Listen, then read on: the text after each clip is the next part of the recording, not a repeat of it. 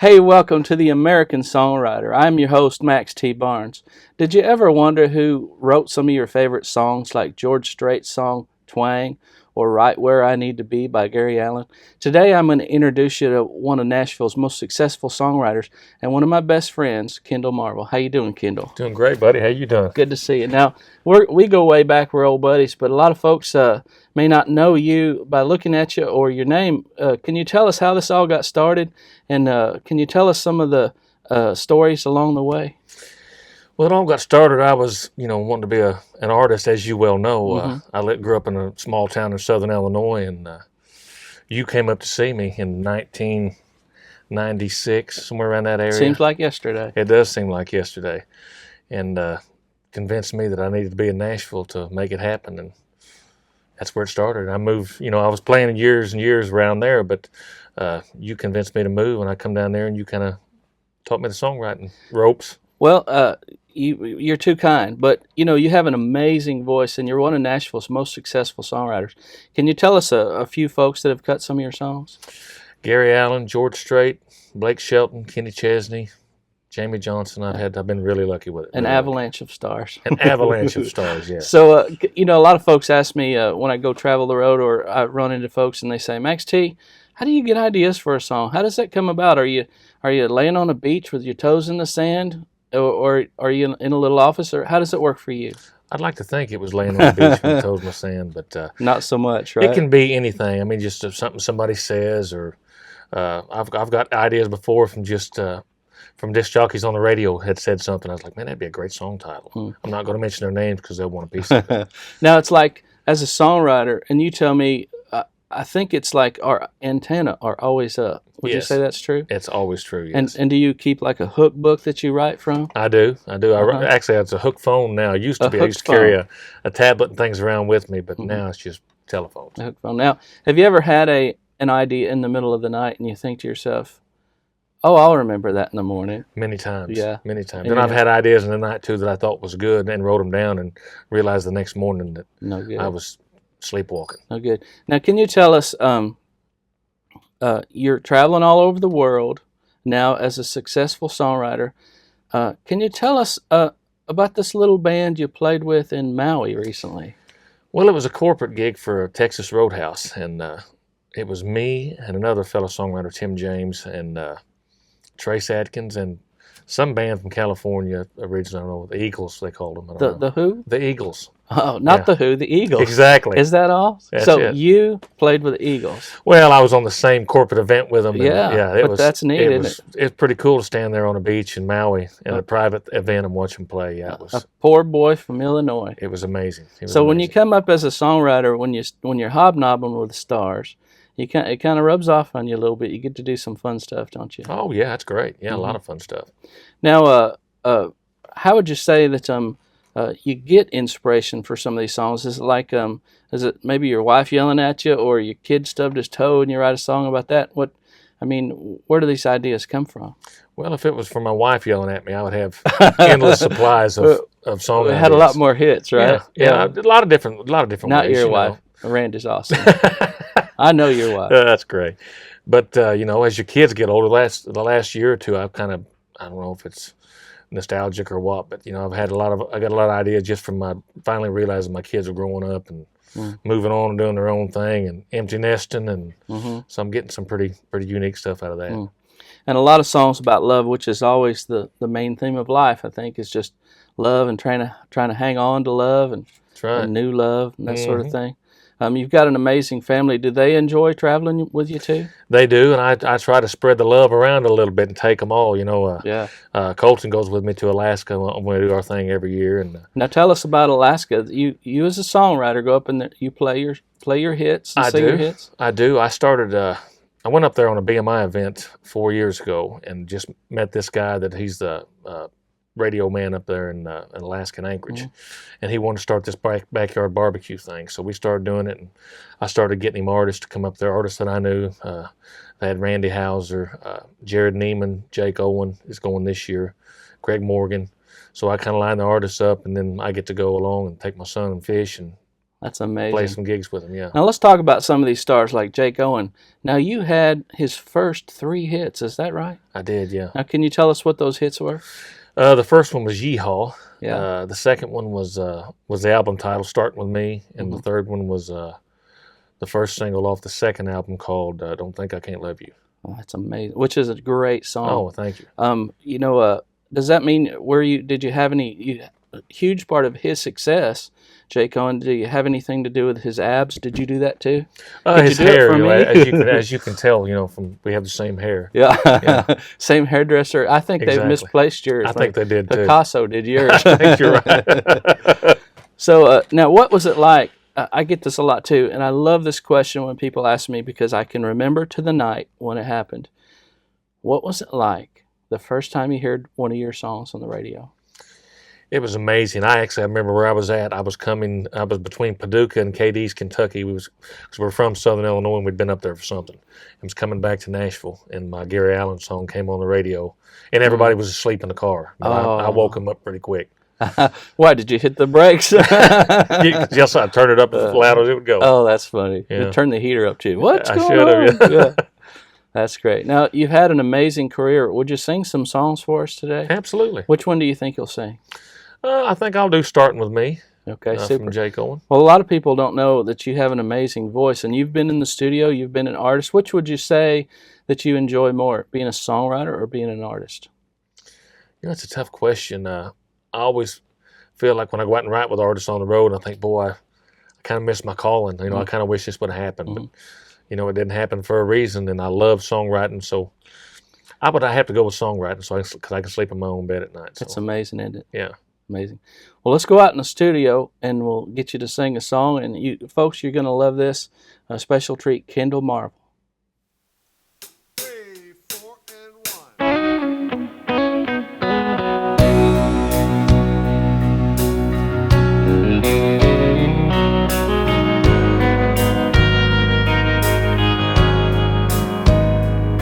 I had a one-night stand with my best friend's baby sister. To this day, he still won't speak to me. Upon my grandpa's old guitar in college, for a case of beer and a tank of gasoline. And I took a swing at my old man one Christmas. Never dreamed that it would be his last. I wish my mom had wrung my neck when she caught me with those cigarettes, which reminds me, I'm down to my last pack. And if I had a dime for half the things I did that didn't make no sense at all, I'd be living a little higher on the hog. If only I'd have known that later on down the road I'd look back and not like what I see. I'd have changed a lot of things, starting with me.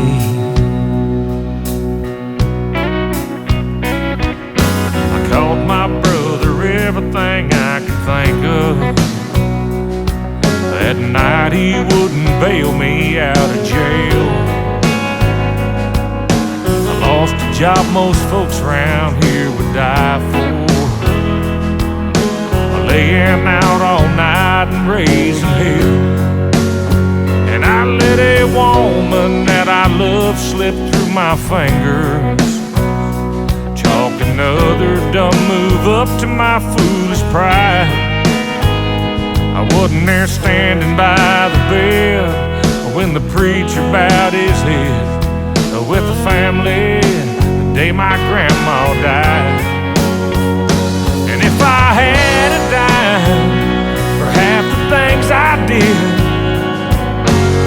that didn't make no sense at all, I'd be living a little higher on the hog. If only I'd have known that later on down the road look back and not like what I see. I'd have changed a lot of things, starting with me.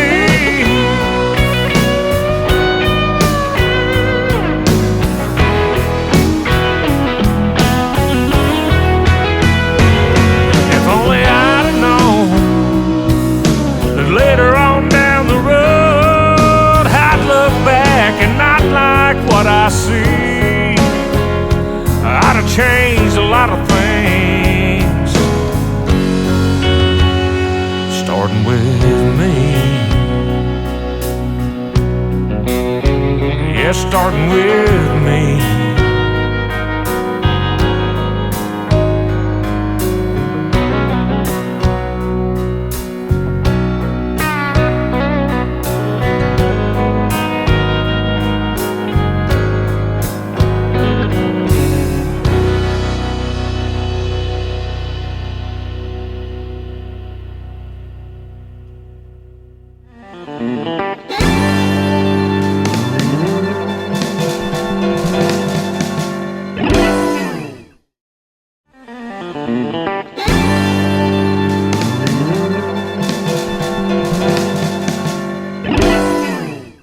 Hey, welcome back to the American Songwriter. I'm your host, Max T. Barnes.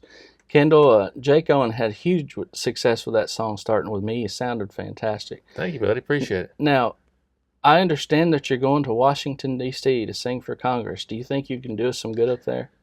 I'm hoping so. Apparently, there's some good that needs to be done. Yeah, Yeah, insert joke here. yeah, exactly, exactly. Yeah, so tell us what you're doing up there. I'm going up with the Nashville Songwriters Association to just lobby for the Songwriter Equity Act so we can get fair pay for our plays. Which is a very important thing. Throughout the artist community, we're all trying to get paid for the work we do, and it seems to be a struggle. I can't believe that they've put you in charge of getting it done up there in Congress. I can't believe they're even taking it. There's something wrong with somebody. Now, if my next check is smaller, I'm blaming you. It's my fault. I'll take it. So now I understand you just came back from Key West. What was that like? I know that's like a BMI big party thing down there, and we were down there together 7 years ago with Right. our wives, and that was really fun. What was it like this year? It was a good time. It gets younger and younger every year. I get older and older, one of the two. But it's always fun. Of course, I look forward to going down and fishing. That's my main thing. I'll go down, play a couple songs, and I'll go fish. No, So, what'd you catch down there? some blackfin tuna, and it didn't make it but about 3 hours. We had fresh sushi, and it was fantastic. You're a world traveler. Now, a lot of people will know many of your hits. Twang by George Strait, and those 3 huge hits by Jake Owen. But you told me here before the break that Jamie Johnson, the Grammy award-winning singer-songwriter, cut one of your songs, and it's one of your most well-known ones. Can you tell us about that? Yeah, Jamie, because he has such a cult following, and that record, that Lonesome Song, was such a huge Grammy-winning record. Mm-hmm. And it's so odd because when you go out and watch his show, they know all the songs on the record like it used to be back in the day instead Right. of just the hits. Right. They know every word to every song. And that's such a great record, too. Yes, and I wrote Lonesome Song with him, and so when I play that live, it usually gets more response, Yeah. especially down south, than my hits do. Yeah, it's better than that other junk you write. So, Kendell, let's talk about the song that started your whole career, the biggest song that Gary Allan ever had. It was your song, Right Where I Need to Be. Can you tell us about that one? Yeah, it was. I didn't have to struggle as bad. I got really lucky. I know it's they say a 5-year town to come to town and write songs and maybe get you a cut. But I wrote Right Where I Need to Be my day I moved to town. With a guy named Casey Beathard, who's a huge songwriter now. At the time, he wasn't, but And you guys have written quite a few hits together. we have had a lot of cuts together and done well. And yeah, that song really broke both of us open as a writer. Him more so than I, but and it broke Gary's career. I mean, really took him to a new level. Now, that's his pinnacle song, too, isn't it? Yeah, yeah. And then tell the folks back home how many weeks it spent on the charts. I think right around 50 to 51 weeks. How many? 50 or 51 weeks. It was the third longest running song of all time in Billboard. That's amazing. Yeah. That's amazing. So you just walk out to your mailbox each day and laugh, don't you? Yeah. At first I did. Now they've dwindled off a little bit, but Yeah, it's still but it feels it's good. still my highest paying song. It feels good. It's neat to have somebody's signature song, because when somebody says, I get this a lot in the airports or something. They'll say, "What do you do?" "I'm a songwriter." "You ever wrote anything I ever heard of?" Mm-hmm. Bam, you can hit them with that one. Right, Yeah. yeah. It's an amazing feeling, isn't it? It sure is. Now, Kendell, you had cuts by artists like Jake Owen, Darius Rucker. I understand you just went out and wrote with him. I did. New thing with Blake Shelton. Tell me what's new on the horizon. What's coming up right now? Well, like I said, the Darius thing, it's called Good for a Good Time. Probably the countryest song that I've ever had recorded.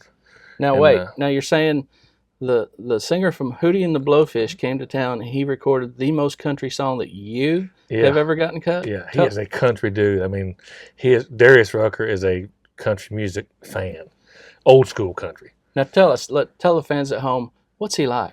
He's the nicest guy. That was one of the most professional guys I've ever been around. His whole crew, when I got there, we rode in Detroit. His whole crew knew my name when I got there. From his sound guy, his light guy, his tour manager. Are you wanted in Detroit? The first time I've been there, but I probably am now. They recognize you, Yeah, right? probably. Mm. But yeah, he was a great guy. So was it a big show? Did you get up and sing with him or anything? Didn't sing with him, no. It was a big, it's called Faster Horses, which is a big festival up there, so it was fun. Now, what about some other new stuff you have coming out? Blake Shelton's on the I horizon? do. I got a song called Buzzin' on Blake Shelton's new album, which Buzzin'. talking single, we'll That's see. a real sad love song. It's super sad. I've got a Kenny Chesney thing that it's going to be on his next Beach record. Been out writing, got several things with Justin Moore. Me and him was pretty good buds that I'm excited about. So And Colt Ford, you've had a Colt Ford. I've had Colt Ford stuff, yeah. Randy yeah. Houser. Randy Houser, Josh Turner. The list just goes on and on. But what I want to do right now is, if you would, go suit up with a band and play us your biggest song that you've ever had, Right Where I Need to Be, with Gary Allan. Here's Kendell Marvel.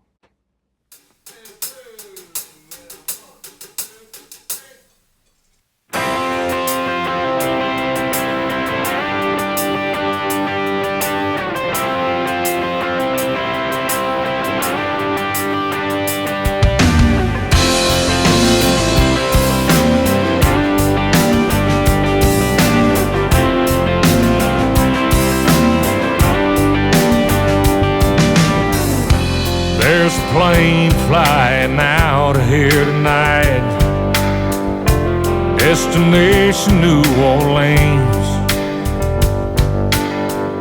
Boss man says my big promotion's on the line, and that's right where I need to be. Well, lately I've been on the road more than I've been home. All this leaving her alone's killing me, and holding her right now's got me thinking more and more. This is right where I need to be. Where when I hear her, I can see her, I can smell her sweet perfume. I can feel her skin against me when I sleep. Where I won't miss her, I can kiss her anytime that I want to. Yeah, that's right where I need to be. Yeah, that's right where I need to be.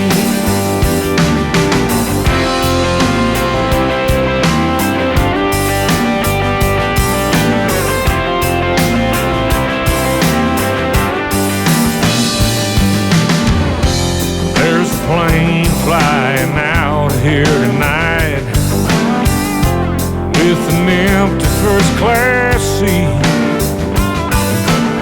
'Cause I finally got all my priorities in line. Now I'm right where I need to be. Where when I hear her, I can see her, I can smell her sweet perfume. I can feel her skin against me when I sleep. I won't miss her, I can kiss her anytime that I want to. And that's right where I need to be. Oh yeah, that's right where I need to be.